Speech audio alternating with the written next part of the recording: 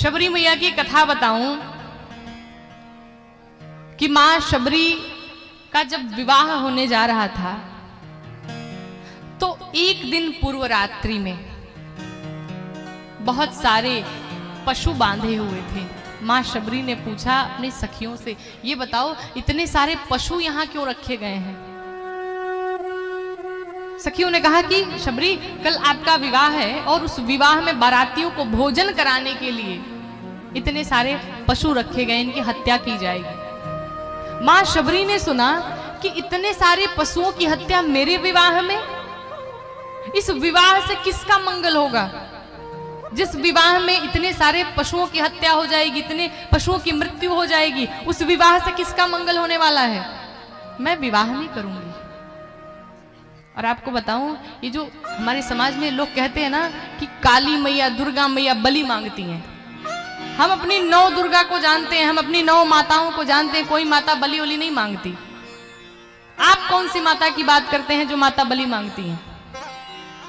किस ग्रंथ में, किस शास्त्र में लिखा है कि आप पशुओं की बलि दे भगवान को? कौन से भगवान ऐसा कहते हैं? हो सकता है आपके भगवान अलग होंगे जो लोग ऐसा कहते हैं, पर हमारे कोई ऐसे भगवान नहीं जो बलि से प्रसन्न हो जाए।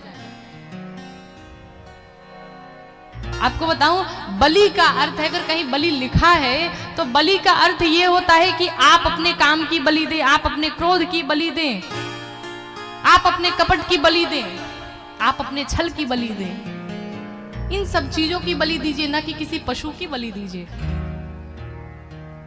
आप कहेंगे हमारे पूर्वज करते आए, जो पूर्वज करेंगे वही आप भी करेंगे।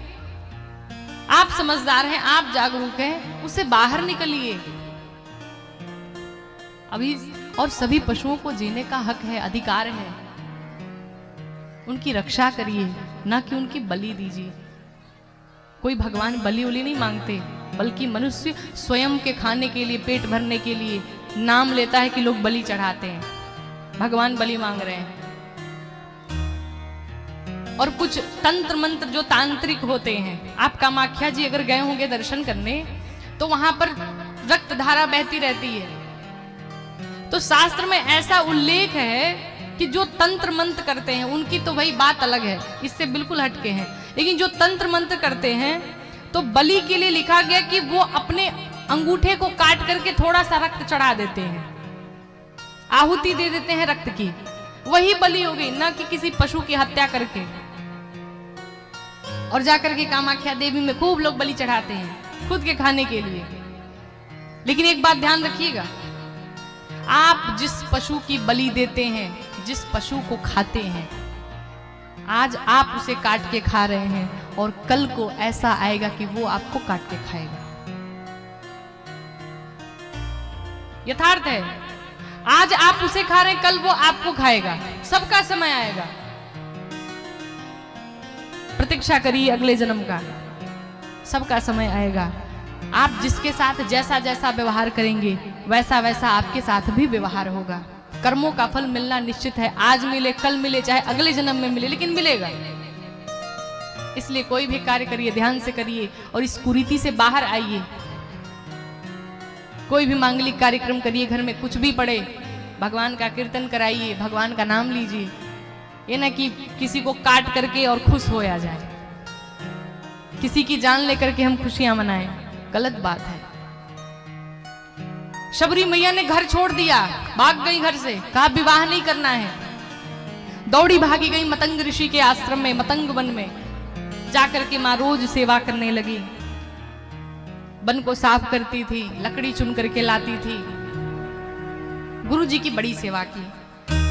गुरुजी ने पूछा, अच्छा ये बताओ, ये इस वन में कौन आ गया है जो इतनी सेवा करता है?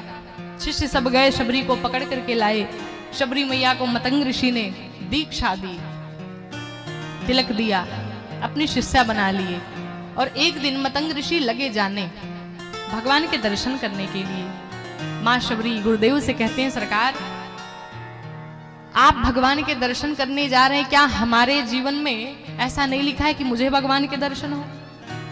मतंग ऋषि कहते हैं, सबरी मैं तो स्वयं चल के दर्शन करने जा रहा हूं, लेकिन तुम इतनी बड़भागी हो कि तुम्हें जाना नहीं पड़ेगा, तुम्हारे पास भगवान स्वयं चल के आएंगे। भगवान का नाम लेते रहो। और इतनी गुरु भक्ति दृढ़ है, इतनी दृढ़ है कि जो गुरु जी ने कह दिया वो अकाट्य सत्य है, वही होगा।